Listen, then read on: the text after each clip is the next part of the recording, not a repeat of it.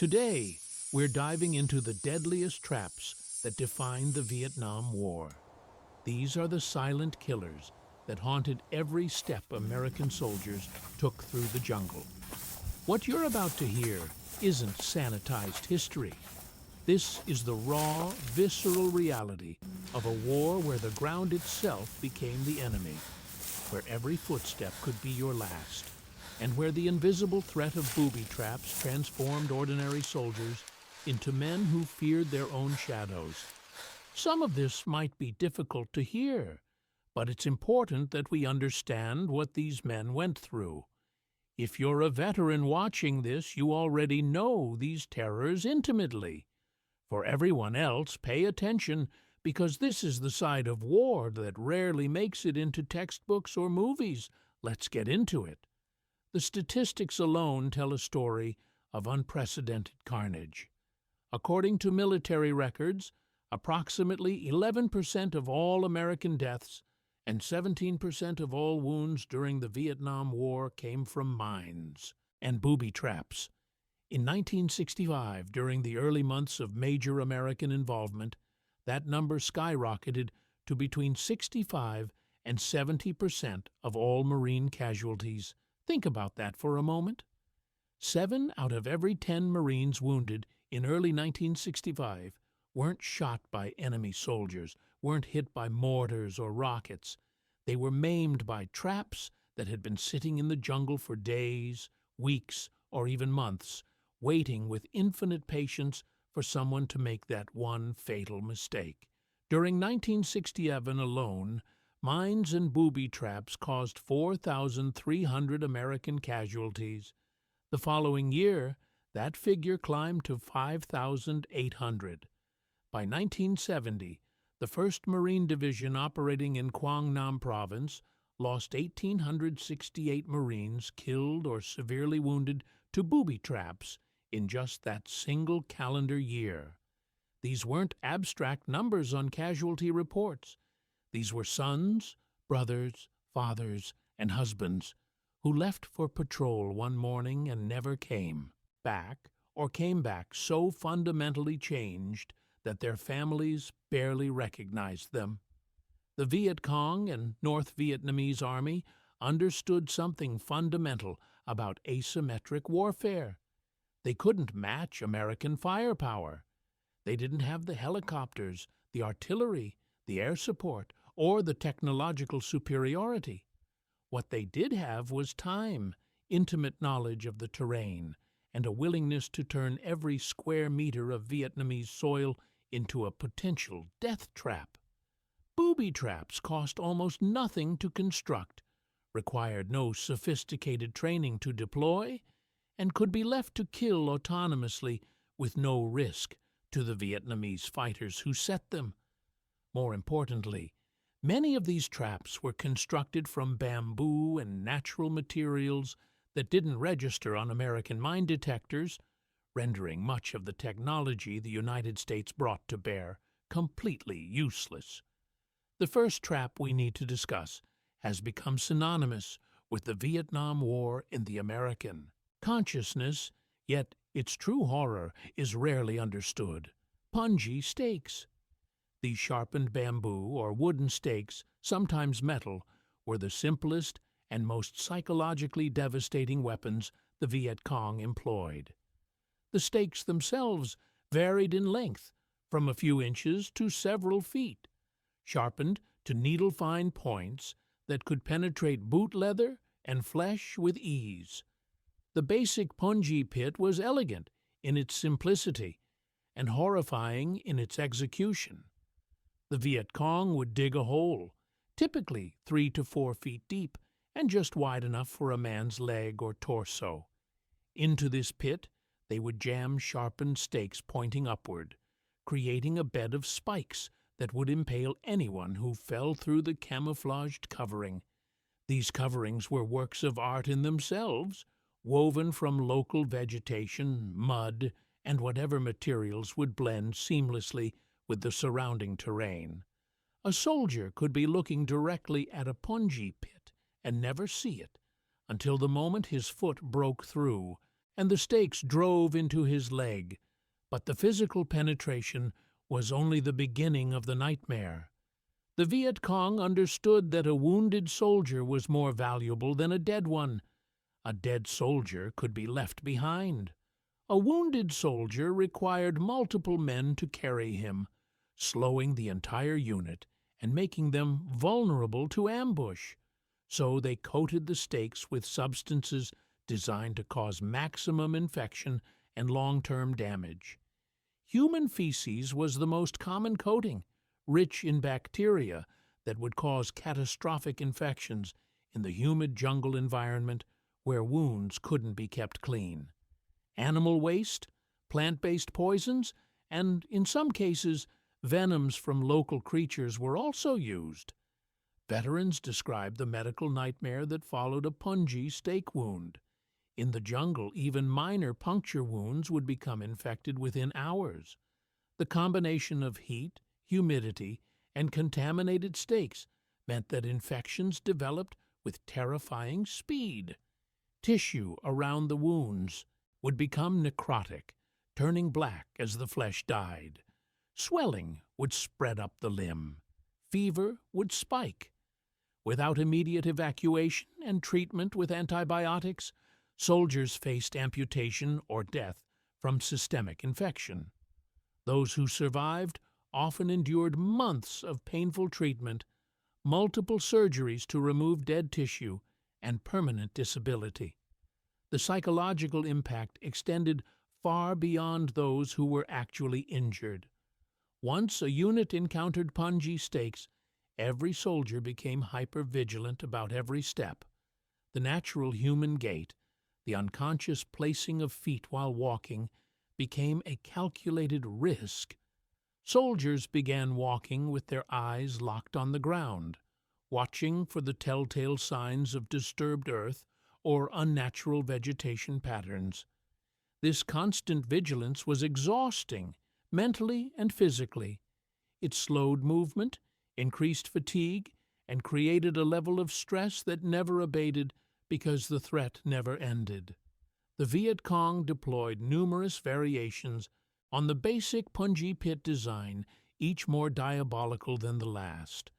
The angled stake variation featured spikes pointing downward along the sides of the pit. When a soldier stepped into this trap, his leg would penetrate between the stakes on the way down. But when he tried to pull his leg out, the downward angled stakes would dig into his flesh, making removal impossible without causing severe additional damage.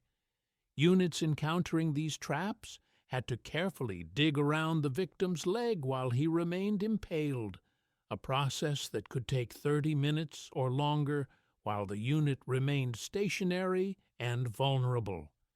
Even more insidious was the double pit configuration.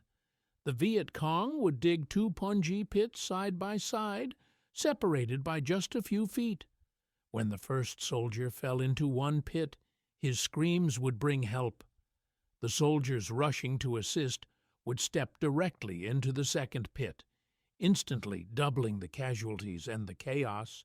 Some documented incidents involved 3 or even 4 pits arranged in a cluster, transforming a single casualty event into a mass casualty situation that could overwhelm a squad's ability to respond.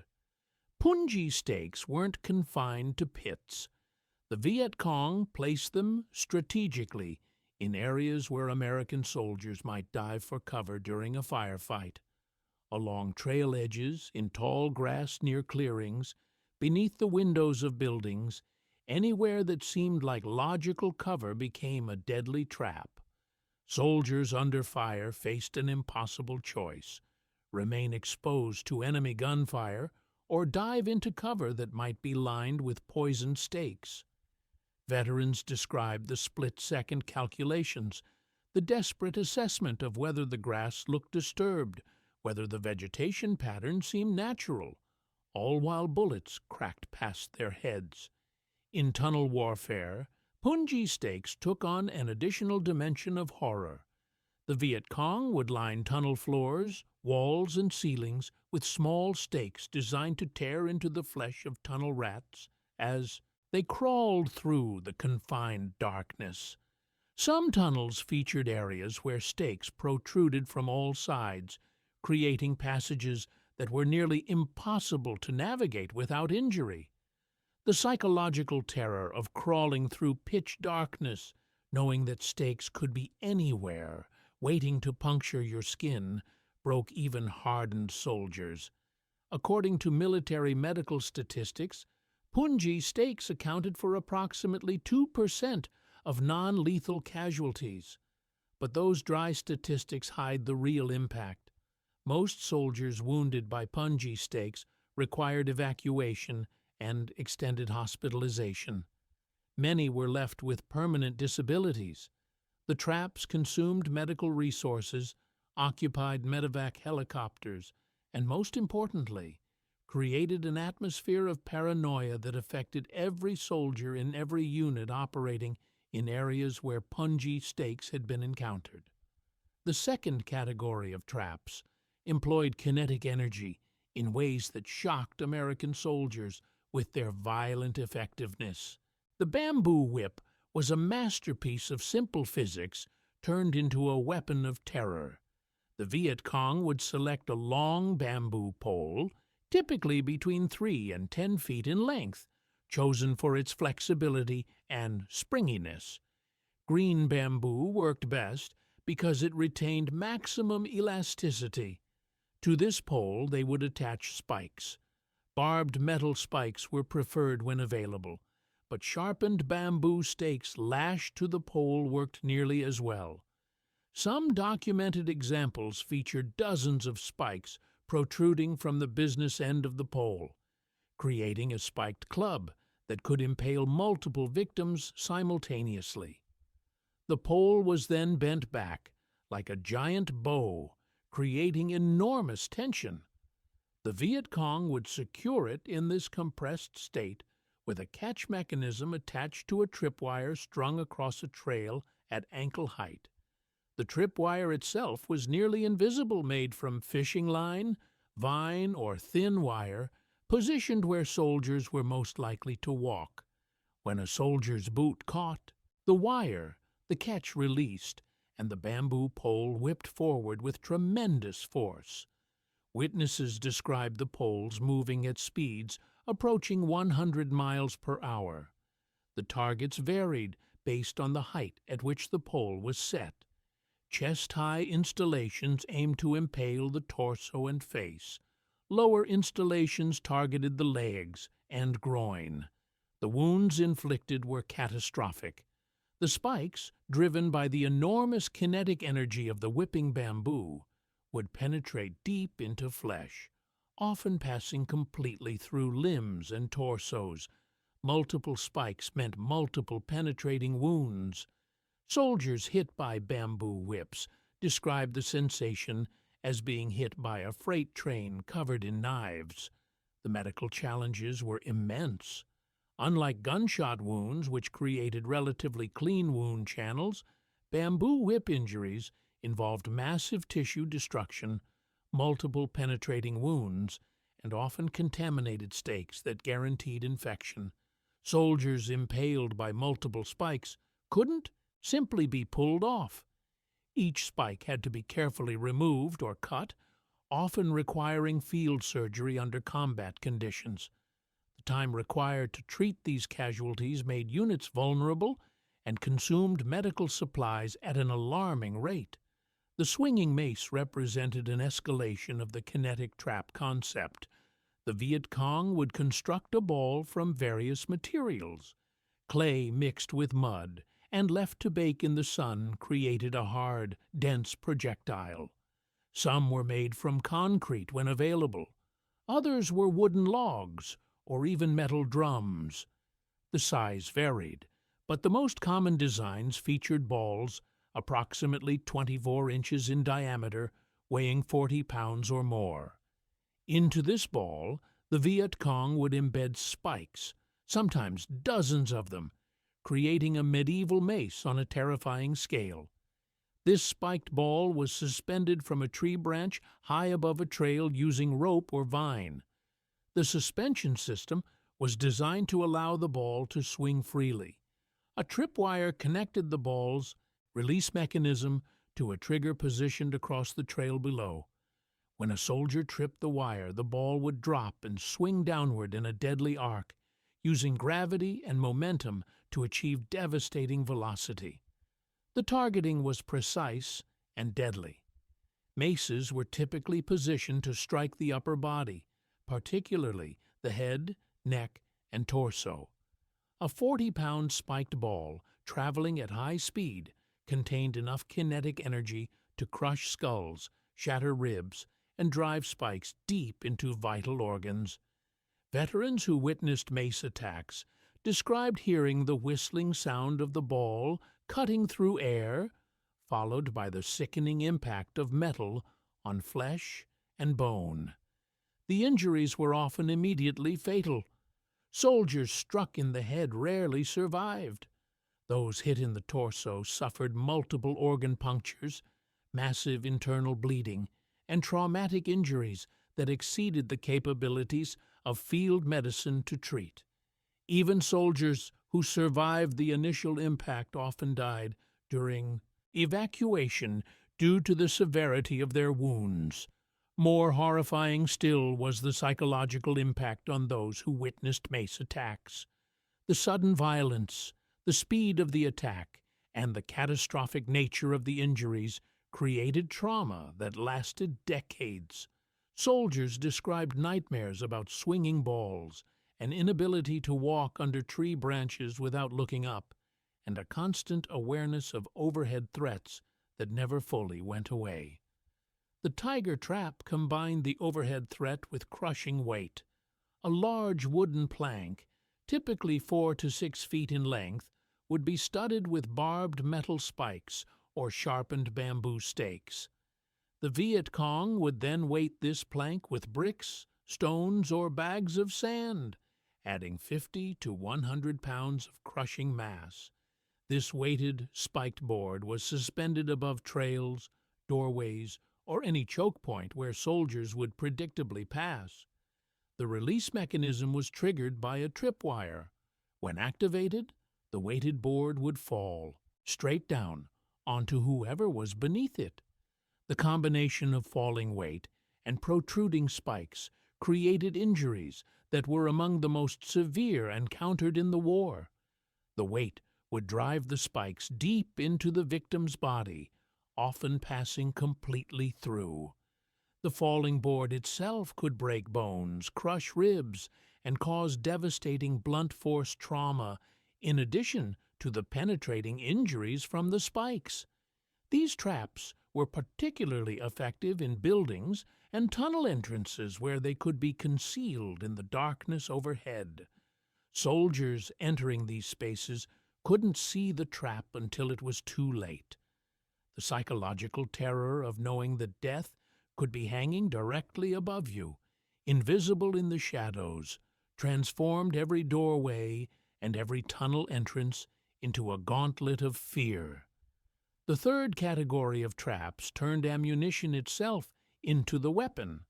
The cartridge trap, nicknamed the toe popper by American soldiers, was elegant in its deadly simplicity. The Viet Cong would take a small bamboo tube and wedge it into a hole dug in the ground. At the bottom of this tube they would place a wooden board with a nail driven through it, point upward. A live round of ammunition, anything from a standard rifle cartridge to larger caliber rounds, would then be placed into the tube with the primer end positioned directly over the protruding nail tip. The entire device would be buried with only the very top of the cartridge or the tube flush with ground level, camouflaged with dirt and vegetation. When a soldier stepped on the trap, his body weight drove the primer down onto the nail. The nail acted as a firing pin, striking the primer with sufficient force to ignite it and fire the round. The bullet or shell would then fire directly upward through the bottom of the soldier's foot and into his leg. The injuries varied based on the caliber of round used. A 50 caliber round would essentially blow a soldier's foot apart, destroying bones, blood vessels, nerves, and soft tissue in a single catastrophic moment.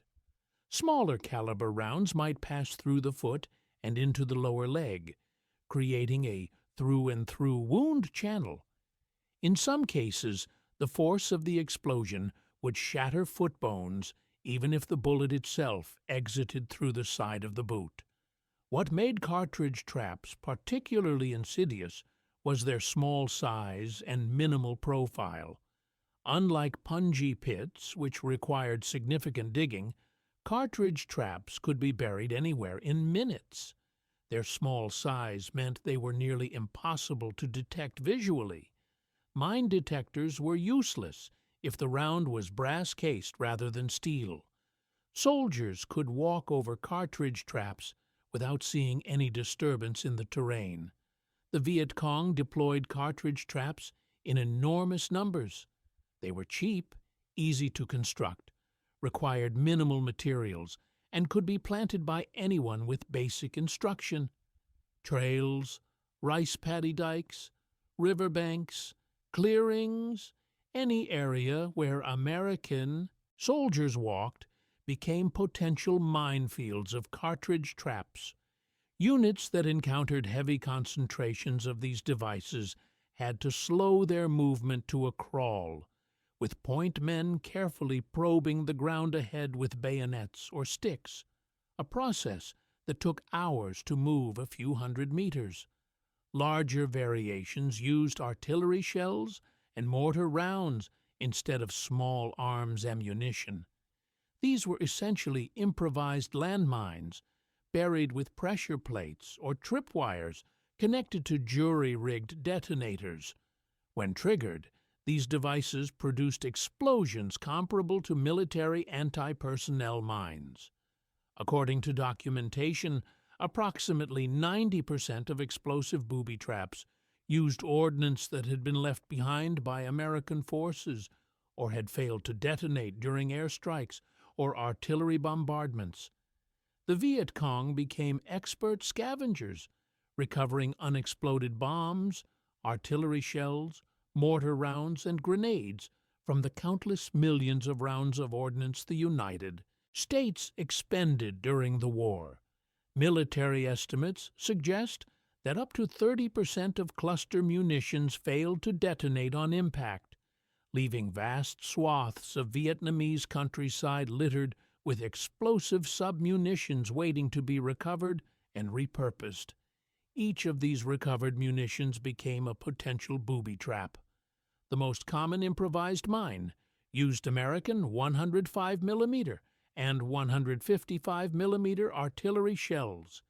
These shells contained substantial explosive charges and produced blast effects capable of destroying vehicles and killing or wounding everyone within a 20 to 30 meter radius. The Viet Cong would bury these shells along roads where American convoys would pass, triggered by pressure plates or command wires that allowed a hidden observer to detonate the mine at the most opportune moment. Grenade traps represented another category of explosive booby trap, and here the Viet Cong demonstrated remarkable ingenuity. The basic grenade-in-a-can trap worked by removing the safety pin from a hand grenade and placing the grenade into a can, with the can holding the safety lever in place. A tripwire would be attached to the grenade. When the wire was tripped, it would pull the grenade partially out of the can, releasing the lever and initiating the 4 to 7 second fuse. More sophisticated versions use two cans mounted on trees on either side of a trail with a tripwire running between them. When the wire was tripped, grenades would be pulled from both cans simultaneously, dropping onto the trail and detonating among the soldiers who had triggered the trap. The Viet Cong also modified grenade fuses to give much shorter delays, sometimes less than 1 second, meaning The explosion occurred almost instantaneously when the trap was triggered, giving victims no time to react or take cover. The psychological warfare aspect of booby-trapped explosives cannot be overstated. The sound of an explosion followed by screams, the sight of friends torn apart by shrapnel, the knowledge that death could literally be one step away created a level of stress that ground down even the most resilient soldiers.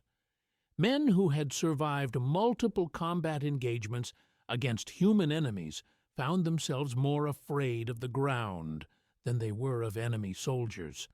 The invisible threat, the weapon that struck without warning and without mercy, proved more psychologically devastating than facing enemy fire.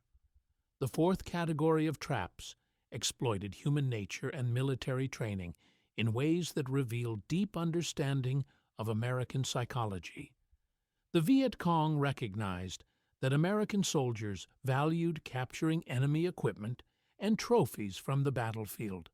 Flags particularly held significance. The Viet Cong and North Vietnamese Army flew flags from their positions, and American soldiers prized these flags as war souvenirs. The enemy understood this and weaponized it ruthlessly. When forced to abandon a position, the Viet Cong would leave their flag flying or lying seemingly abandoned on the ground. But beneath that flag, they would rig an explosive charge. The trigger mechanism was typically a pressure release device. When the flag was lifted or moved, it would release the trigger and detonate the explosive. Soldiers reaching for what they thought was a harmless souvenir would be blown apart by grenades or larger charges. The same tactic was applied to seemingly abandoned equipment. Weapons, ammunition boxes, radios, documents, anything that an American soldier might want to examine or capture could be booby-trapped. The famous movie Platoon depicted this accurately when a character lifted an ammunition case and triggered a bomb. This wasn't Hollywood dramatization. It was a common occurrence documented in countless after-action reports. War trophies of all kinds became potential death traps. Personal items like watches, lighters, cigarette packs, anything small and portable that might be pocketed by a soldier could contain hidden explosives. Some cigarette lighters were rigged to explode when lit. Cigarette packs were hollowed out and filled with small explosive charges and ball bearings designed to detonate when picked up. The explosion would blow the soldier's hand apart and drive metal fragments into his face and torso. The psychological impact of these traps was profound and corrosive. It destroyed the ability to trust anything in the environment. That lighter on the ground could be a genuine lost item, or it could be a bomb. That abandoned rifle might have been dropped during a retreat, or it might be rigged to explode when picked up. Every item, every object, every seemingly innocuous thing became a potential threat. This paranoia extended beyond the battlefield. Veterans reported that for years after returning home, they struggled with compulsive checking behavior, an inability to trust that everyday objects were safe, a constant low-level anxiety that never fully dissipated. Secondary traps represented perhaps the most psychologically cruel tactic employed. The Viet Cong understood that Americans would rush to help wounded comrades. This compassion and commitment to never leaving a man behind was exploited mercilessly. A primary trap would be set to wound, but not kill. The moment soldiers rushed to help their wounded friend, a secondary trap would detonate among the would-be rescuers. These secondary traps used delayed detonations or were positioned near the primary trap, but triggered separately. Medical equipment left behind would be booby-trapped. Stretchers lying in seemingly abandoned positions were rigged with explosives. The areas immediately surrounding the primary trap would be seeded with additional traps designed to catch the responders.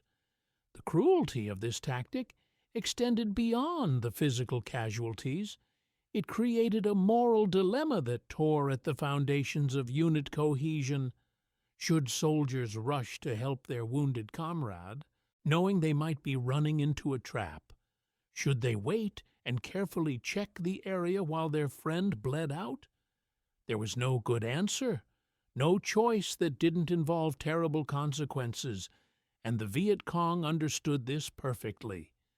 Veterans described the agony of these situations, hearing a friend screaming for help, but knowing that approaching him could trigger additional traps, having to order men not to help until the area was cleared, listening to a wounded soldier's cries growing weaker, knowing that the delay might cost him his life, but that rushing in could cost multiple lives. These moral injuries, these impossible choices, created psychological wounds that many veterans describe as worse than physical injuries. The fifth category of traps employed living creatures as weapons, and nothing captured the visceral horror of Vietnam like the snake traps. Vietnam is home to approximately 200 species of snakes, roughly 50 of which are venomous. The Viet Cong weaponized these creatures with creativity that bordered on diabolical genius. The bamboo pit viper earned the nickname two-step snake among American troops. The mythology claimed that if bitten by one of these snakes, a soldier could take only 2 steps before collapsing dead. While this was an exaggeration, the reality was only marginally less terrifying. Bamboo pit vipers are indeed highly venomous, and their venom causes rapid tissue necrosis, massive swelling, and excruciating pain. Without treatment with antivenin, bites could be fatal within hours. Even with treatment, the tissue damage from the venom often resulted in permanent disability and disfigurement. These snakes were particularly suited for use as biological weapons because they were common in Vietnamese jungles, relatively easy to catch and handle, and their camouflage coloring made them nearly invisible when concealed. The Viet Cong carried bamboo pit vipers in their packs, specifically to discourage American soldiers from searching through captured equipment. A soldier reaching into a pack could find himself bitten on the hand or arm before he even realized a snake was present. In tunnel warfare, snake traps reached their most nightmarish application. The Viet Cong would tie bamboo pit vipers and other venomous snakes to thin pieces of bamboo and secure them to tunnel ceilings, walls, or in small alcoves.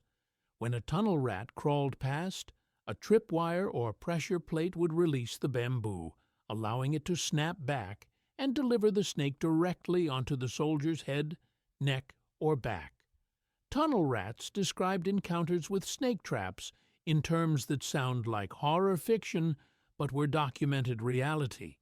One veteran described crawling through a tunnel and feeling something dry and scaly brush against his helmet. He backed up, turned on his flashlight, and found himself face to face with a bamboo pit viper that had been tied to the ceiling with wire run through its body. The snake was dead in this case, but the psychological impact of nearly crawling face first into a venomous snake, dead or alive, was devastating. Living snakes in tunnels were worse. The confined space meant no escape route. The darkness meant you couldn't see the snake until it was too late. Tunnel rats operating in near-total darkness with only a flashlight and a pistol would suddenly find themselves sharing a narrow tunnel with a highly agitated, venomous snake that saw them as a threat. Some tunnel rats were bitten and had to crawl back out through hundreds of meters of tunnel while the venom worked through their system, racing against time to reach medical help before the venom killed them. The Malayan crate was considered even more dangerous than the bamboo pit viper. Its venom is neurotoxic, causing paralysis and respiratory failure. The mythology around crates being three-step snakes had the same basis as the two-step myths about pit vipers, which is to say it was an exaggeration based on genuine lethality. Crate bites were often painless initially, meaning a soldier might not realize he'd been bitten until symptoms began manifesting. By that time, the venom had already spread through his system, and the prognosis was extremely poor. King cobras represented the nightmare scenario. These massive snakes can grow to over 15 feet in length and inject enormous quantities of neurotoxic venom. They're also highly aggressive when threatened. Encounters between American soldiers and king cobras were documented throughout the war, some in tunnel systems, but many in the jungle itself. The sheer size of these snakes made them terrifying even before considering their lethality. The most horrific variation of snake traps involved pits filled with snakes rather than stakes. The Viet Cong would dig a pit similar to a punji pit, but instead of placing stakes at the bottom, they would fill it with dozens or even hundreds of venomous snakes. The pit would be covered and camouflaged, identically to a punji pit. When a soldier fell through, he would land among the snakes, disturbing them and triggering immediate defensive strikes from dozens of angry, frightened reptiles. The soldier would receive multiple bites almost instantly, each delivering a dose of venom. With pit vipers, the combined venom load from multiple bites was invariably fatal. The victim would be trapped in the pit, covered in snakes, being bitten repeatedly, unable to climb out without assistance. Fellow soldiers would have to reach into a pit full of venomous snakes to extract their comrade, exposing themselves to bites in the process. The time required to safely extract someone from a snake pit, the need to kill or remove the snakes first, and the chaos and panic created by the situation meant that victims almost never received medical treatment in time to survive. These snake pits were psychological warfare at its most effective. The primal fear of snakes is deeply embedded in human psychology. Being trapped in a confined space with dozens of venomous snakes triggering every evolutionary panic response simultaneously created trauma that many veterans describe as worse than conventional combat injuries. Soldiers who witnessed snake pit incidents reported nightmares about snakes that persisted for decades after the war. The sixth category of traps employed psychological manipulation and misdirection to deadly effect. Door traps and building traps exploited the natural human tendency to seek shelter and to use structures as cover. The Viet Cong and North Vietnamese Army would abandon villages or structures, but leave them rigged with traps designed to kill anyone who entered. Simple door traps used grenades positioned above doorways, rigged so that opening the door would pull the pin and release the spoon. The grenade would drop into the doorway and detonate, killing anyone in the entrance. More sophisticated variations used tripwires strung across doorways at ankle height, connected to explosives hidden in the building's interior. Floor traps featured pressure plates or weakened floorboards that would collapse when stepped on, dropping the soldier into a pit below. These pits could be filled with punji stakes, explosives, or snakes, transforming what should have been a safe interior space into a death trap. The psychological impact of not being able to trust the ground, even inside a building, created stress that compounded the already overwhelming anxiety soldiers felt.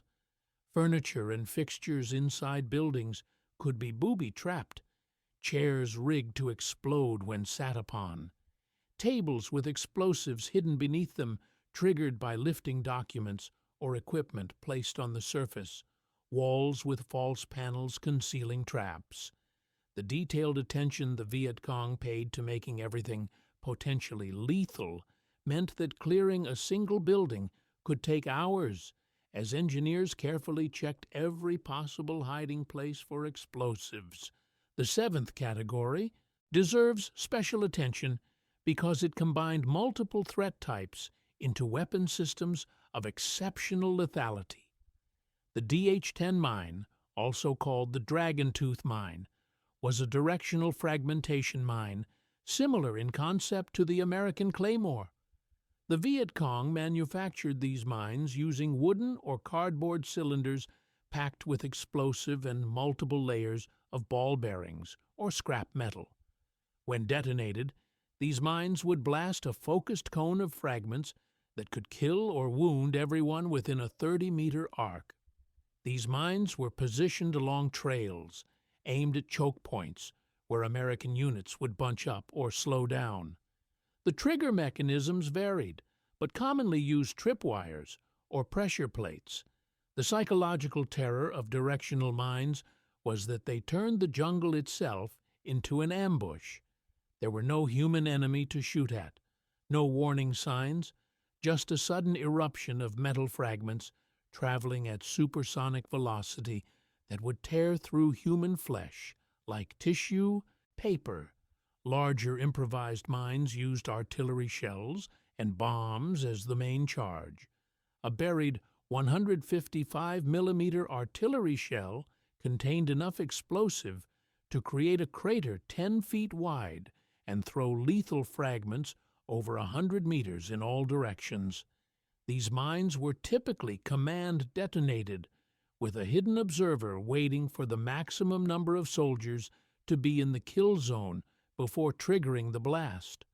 The psychological impact of knowing that the enemy might be watching, waiting for the perfect moment to kill you, created paranoia that made every patrol a nerve-shredding ordeal.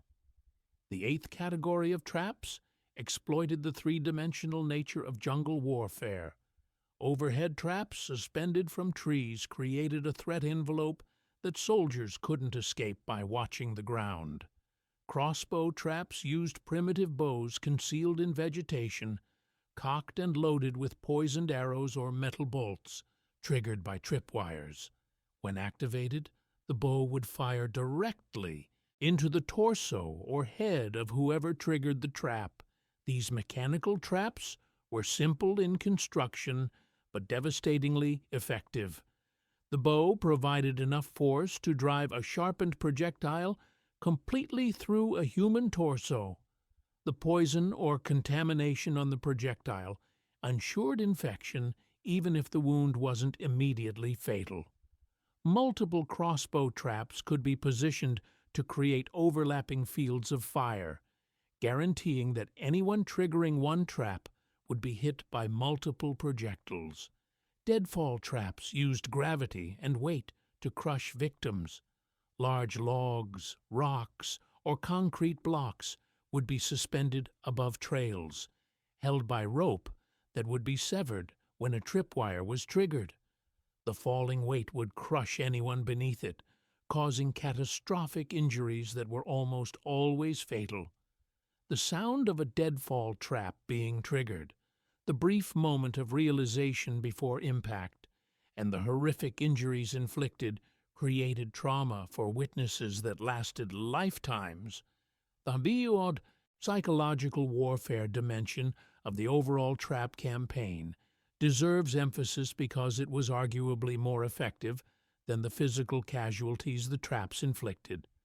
11% of deaths and 17% of wounds sound significant, but the real impact was on the 75 to 85% of soldiers who weren't killed or wounded. Every soldier, regardless of whether they personally encountered a trap, lived with the knowledge that the next step could be their last. This created constant vigilance that proved mentally and physically exhausting. The cumulative effect of months of this stress broke down even the most resilient soldiers. Sleep deprivation became chronic because soldiers couldn't relax even in supposedly safe areas. Hypervigilance became permanent.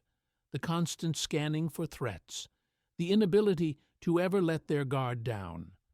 Many veterans describe this as more damaging than conventional combat because there was no enemy to fight, no way to shoot. Back at the trap that killed your friend, no way to achieve any sense of control over the threat. The Viet Cong understood this perfectly. Their trap warfare doctrine explicitly stated that the psychological impact was as important as the physical casualties. A unit that had suffered trap casualties would slow down, would move more cautiously, would take longer to reach objectives. This gave the Viet Cong time to reposition, to set up ambushes, to choose when and where to engage. The traps didn't need to kill everyone. They just needed to make everyone afraid, and in this they succeeded spectacularly. Booby trap warfare also created friction within units and stress in leadership. Company and battalion commanders faced impossible metrics. Moving too fast meant casualties from traps. Moving too slow meant not accomplishing the mission and potentially walking into larger ambushes. There was no correct answer, only choices between different types of failure. This stress trickled down through the chain of command, creating tension between officers who pushed for speed and soldiers who wanted to move carefully enough to avoid traps. The medical burden of trap casualties strained the entire evacuation and treatment system. Wounds from booby traps were often more severe than conventional combat wounds. The contamination, the multiple injuries from traps like bamboo whips or maces, the difficulty of treating infection in field conditions meant that trap casualties required more medical resources than gunshot wound casualties. Medevac helicopters were constantly being diverted to pick up trap casualties. Field hospitals filled with soldiers suffering from trap-induced injuries and infections. The strain on the medical system compounded the tactical problems the traps created. Countermeasures proved largely ineffective. Mine detectors couldn't find bamboo stakes or wooden triggers. Visual inspection was too slow and often missed well-camouflaged traps. Using local Vietnamese civilians to walk point seemed like a solution, but created moral and ethical problems that many soldiers struggled with. The Viet Cong simply adapted their tactics, placing traps in new locations, creating new designs, finding new ways to exploit American movement patterns and psychology. Unit-level trap warfare schools were established beginning in 1966 as casualties mounted. Soldiers were taught recognition patterns, how to visually identify disturbed earth or unnatural vegetation arrangements. They learned to spot tripwires, to recognize the telltale signs of different trap types. Some of this training helped, particularly for experienced soldiers who had survived multiple encounters with traps. But the Viet Cong constantly evolved their trap designs and placement strategies, meaning that last month's lessons might be useless against this month's traps. The long-term impact on survivors cannot be overstated. Veterans describe permanent changes to how they walk and where they look. Many report that decades after the war, they still can't walk without constantly scanning the ground for threats. Hiking in forests becomes impossible because every shadow, every bit of disturbed earth triggers panic responses. Some veterans refuse to enter buildings without thoroughly checking for threats first, an instinct developed in Vietnam that never faded. The legacy of Vietnam's booby trap warfare extended far beyond the war itself. In 1980, Protocol 2 of the Convention on Certain Conventional Weapons specifically addressed booby traps, prohibiting their use in ways that would endanger civilians and requiring that they be cleared after conflict's end. This protocol was directly influenced by the Vietnam experience and the recognition that indiscriminate weapons continue killing long after wars conclude.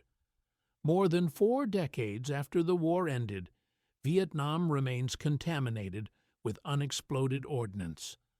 An estimated 19% of Vietnamese landmass still contains explosive remnants from the war. Since 1975, more than 40,000 Vietnamese civilians have been killed by these remnants. Explosive ordnance disposal teams in provinces like Quang Tri still find 60 to 100 pieces of unexploded ordnance every week. The cluster munitions the United States dropped had failure rates up to 30%, meaning hundreds of thousands of bomblets are still scattered across the Vietnamese countryside, waiting to kill farmers, children, and anyone unlucky enough to disturb them. For American veterans, the trap warfare experience created unique forms of PTSD that differed from combat-related trauma. The unpredictability, the invisibility of the threat, and the inability to fight back created psychological injuries that proved resistant to traditional treatment approaches. Veterans organizations have spent decades working to develop specialized treatment protocols for trap-related trauma, recognizing that these experiences require different therapeutic interventions than conventional combat trauma. The specific characteristics of trap-related PTSD include hypervigilance focused on environmental scanning, startle responses to ground disturbances, inability to trust safe environments, and intrusive thoughts about specific trap encounters. Many veterans report that these symptoms actually worsened over time rather than improving, as the constant vigilance required in Vietnam became habitual and impossible to unlearn even in the safety of civilian life. The 9th category of traps involved repurposed American ordnance on a scale that shocked military planners. The BLU-3B cluster bomblet became one of the most common components of improvised explosive devices. These submunitions were designed to spread hundreds of ball bearings over a wide area when they detonated. The Viet Cong recovered thousands of these bomblets from areas where cluster strikes had occurred, then constructed pendulum-style traps using them as the explosive charge. The trap design was ingeniously simple. The bomblet would be placed on a flat rock beneath a tree. A long branch with a rock tied to one end would be pulled back and anchored with a stake loosely looped with vine or rope. A tripwire connected this anchor to the trail. When triggered, the loops would slip free, allowing the branch to swing forward like a pendulum. The rock on the end of the branch would strike the exposed detonator on the bomblet, causing it to explode. The blast and ball-bearing fragmentation pattern could kill or wound everyone within a 15 to 20-meter radius. The psychological horror of being killed by your own side's ordnance was not lost on American soldiers. They were dying from American bombs repurposed into traps. This created a bitter irony that compounded the psychological damage. The more bombs the United States dropped, the more ordnance the Viet Cong had to work with. According to one estimate, 90% of explosive booby traps used repurposed American ordnance. The United States was, in effect, supplying the enemy with the raw materials for the trap campaign that was killing American soldiers. The 10th and perhaps most insidious trap category involved the systematic undermining of infrastructure. Bridge traps transformed every stream crossing into a potential death trap. The Viet Cong would locate small bridges, particularly those over streams or irrigation ditches. They would carefully saw through the support beams until the bridge was structurally compromised but still appeared intact. Mud would be packed into the saw cuts to hide the damage. Beneath the bridge, they would jam sharpened punji stakes into the stream bed pointing upward. Sometimes They would dam the stream to raise the water level, obscuring what lay beneath. When American soldiers crossed these bridges, their weight would cause the weakened structure to collapse, plunging them into the stakes below, the soldiers following. Behind would see the first soldier disappear through the bridge and fall onto the stakes, hearing his screams, but often unable to see the stakes through the water. This created hesitation and panic as the unit tried to figure out what had happened and how to extract their impaled comrade. The bear trap represented a miniaturized version of the side-closing trap, using the same spring-loaded wooden board concept, but scaled down to target individual limbs. These traps consisted of 2 wooden boards studded with spikes, connected by a hinge on one side, and held open by a tension system on the other. When a soldier stepped on the trigger plate between the boards, the tension would release, and the boards would snap shut around his leg or foot like a giant bear trap, driving spikes into both sides of the limb simultaneously. The medical challenges created by bear traps were severe. The spikes on both boards would be deeply embedded in the flesh and bone of the trapped limb. Simply opening the trap would cause additional tissue damage. The time required to safely remove a soldier from a bear trap made the unit vulnerable to ambush, which the Viet Cong frequently exploited. Many documented incidents involve units taking fire while trying to free a soldier from a bear trap, transforming a single casualty event into a complex tactical nightmare. The side-closing trap represented a scaled-up version of the bear trap concept, large enough to catch a person's entire torso. 2 large boards studded with long spikes would be held apart by a complex spring system. When triggered, these boards would slam together with enormous force, impaling the victim from both sides simultaneously. The force of the impact, combined with the penetrating wounds from multiple long spikes, created injuries that were almost invariably fatal. These traps were relatively rare due to the complexity of construction and the large amount of materials required, but their psychological impact far exceeded their frequency of use. The Venus flytrap employed a reverse psychology design that exploited soldiers' natural reactions. The trap consisted of a wooden box with spikes on the sides angled downward into the box. A soldier stepping into the box would easily slide his foot down between the spikes, but attempting to withdraw his foot would drive the downward angled spikes into his leg, making extraction impossible without severe additional injury.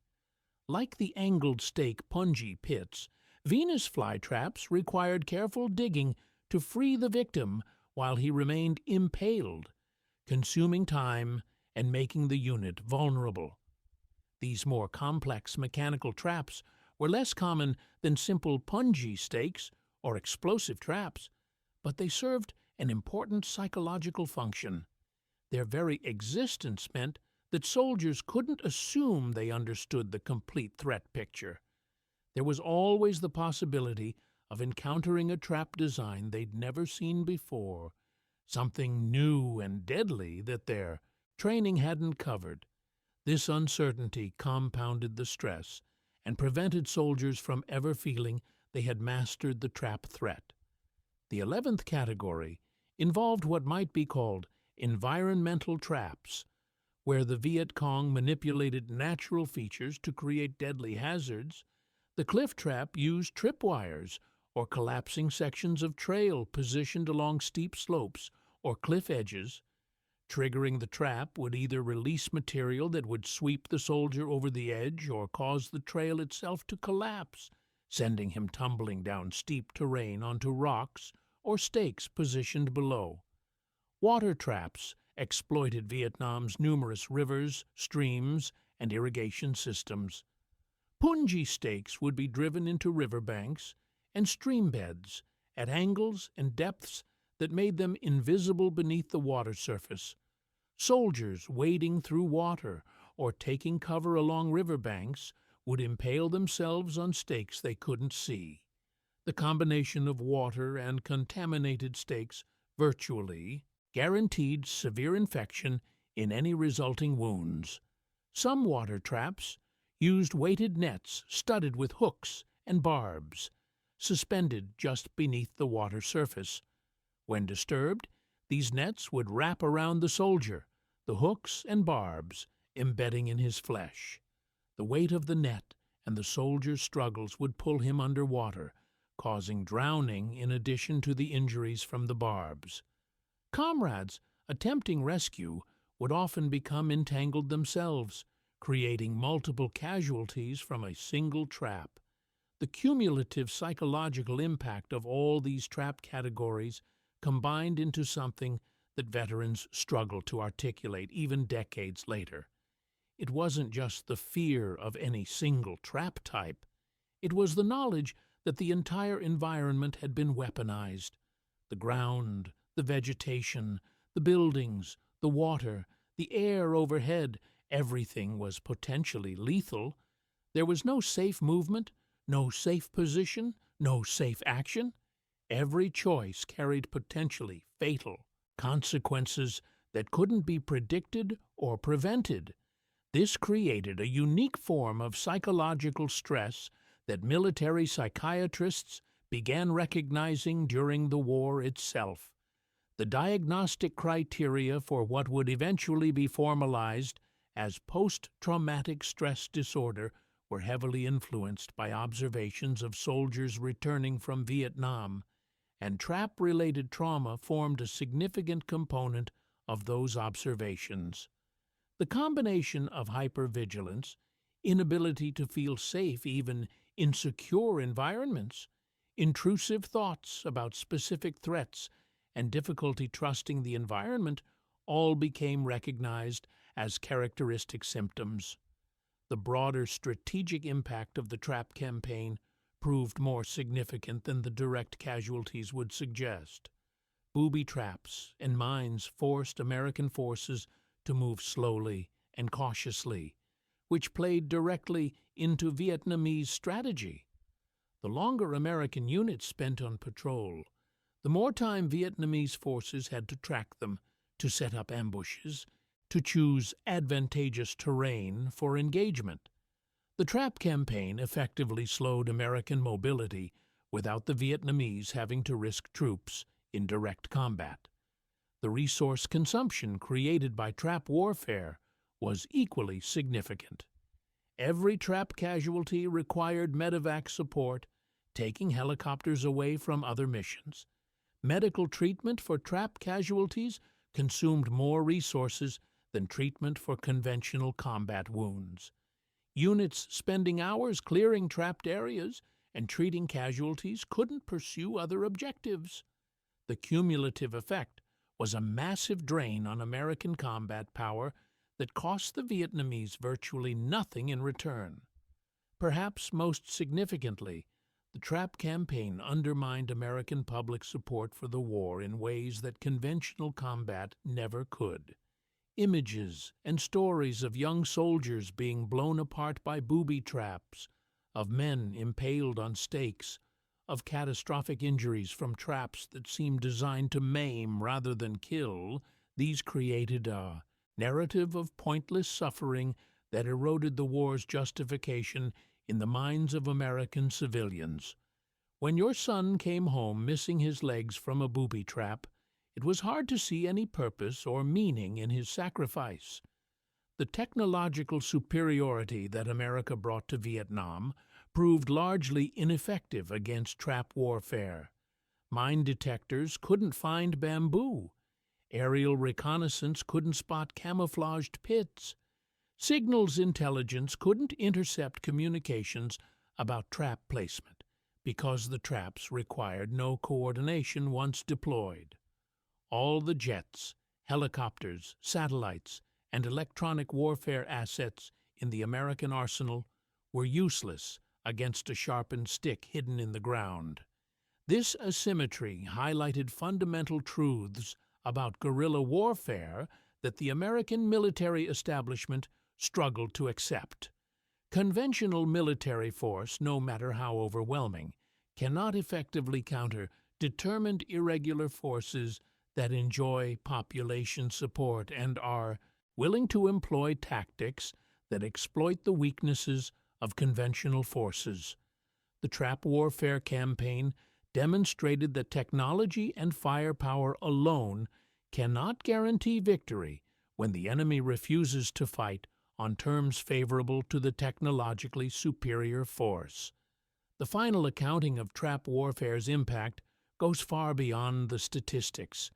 Yes, 11% of deaths and 17% of wounds represent tens of thousands of American casualties, but the real cost was paid by every soldier who walked point, by every squad leader who ordered his men down a trail, by every commander who sent patrols into areas where traps had been encountered. The weight of knowing that your decisions might send men to their deaths in traps, that there was no good choice, only choices between different risks. This burden broke leaders and traumatized soldiers in ways that combat leadership in previous wars had not. For the Vietnamese, trap warfare represented rational application of limited resources against a vastly superior enemy. They couldn't match American firepower, so they made the Americans afraid to move. They couldn't defeat American forces in pitched battles, so they made every step a battle. They couldn't shoot down every helicopter or destroy every vehicle, so they created uncertainty that immobilized American forces as effectively as direct combat. From a strategic perspective, trap warfare was brilliantly successful.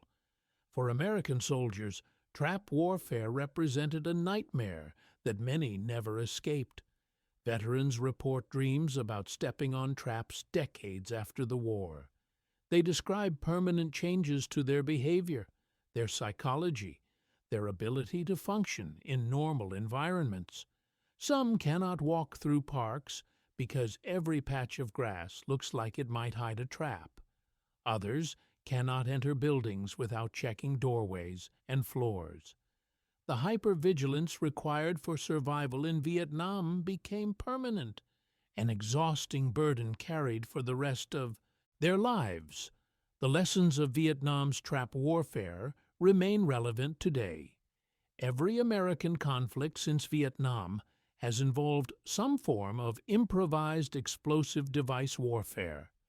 The IEDs that plagued operations in Iraq and Afghanistan were direct descendants of Vietnam's booby traps, using the same principles of asymmetric warfare and psychological attrition. The military's responses, from jamming systems to mine-resistant vehicles, represent attempts to solve problems that were first encountered in the jungles of Vietnam.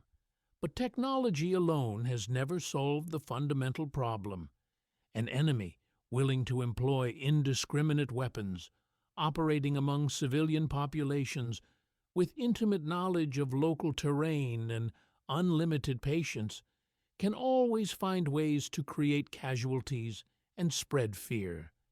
The only effective countermeasures combine technological solutions with intelligence operations, population support, and fundamental changes to tactics and strategy. Even then, success is never guaranteed, and casualties are inevitable.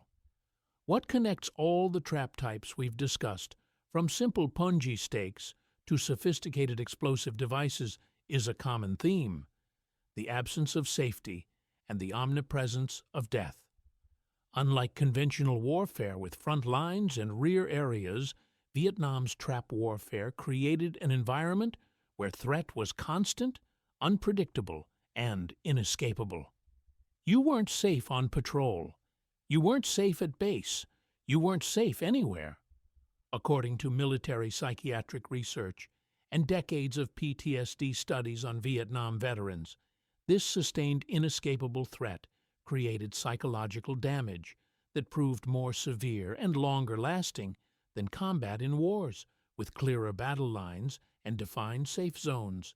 The impossibility of ever fully relaxing, of ever fully letting their guard down, became so ingrained that many veterans report it never fully went away, even decades after leaving Vietnam. The fears we've discussed weren't paranoia or imagination. They were rational responses to genuine documented threats that killed and wounded hundreds of thousands of soldiers over the course of the war. Every trap type we've covered was based on real devices, real tactics, and real casualties that soldiers faced on a daily basis throughout their tours in Vietnam. Understanding these threats is crucial to understanding the Vietnam War experience. It's not enough to know about the major battles or the political context. The daily grinding reality of living under constant threat from an invisible enemy that could strike at any moment from any direction, that's what defined the war for the men who fought it. These weren't just soldiers in a war. They were young men, many still teenagers, thrust into an environment that seemed designed to kill them in as many different ways as possible. The fact that over 58,000 Americans died in Vietnam is tragic. The fact that millions more came home carrying physical and psychological wounds that would never fully heal is equally significant. The trap warfare campaign contributed to both these tolls in ways that the dry casualty statistics fail to capture. For every soldier killed by a trap, dozens witnessed the death and carried that trauma forward. For every soldier wounded by a trap, entire units were affected by the delays, the fear, and the knowledge that it could happen to any of them at any moment. If you're a Vietnam veteran watching this, thank you for your service and your sacrifice. I hope this accurately represented the reality you lived through. If there are other threats or experiences you feel should be included, please share them in the comments below. For everyone else, if you found this educational and want to better understand the Vietnam War experience, please share this video, like and subscribe for more historical content that goes beyond the sanitized versions you find in textbooks. Remember what was asked of these soldiers, and remember that the men who survived carry these memories still. Thank you for watching,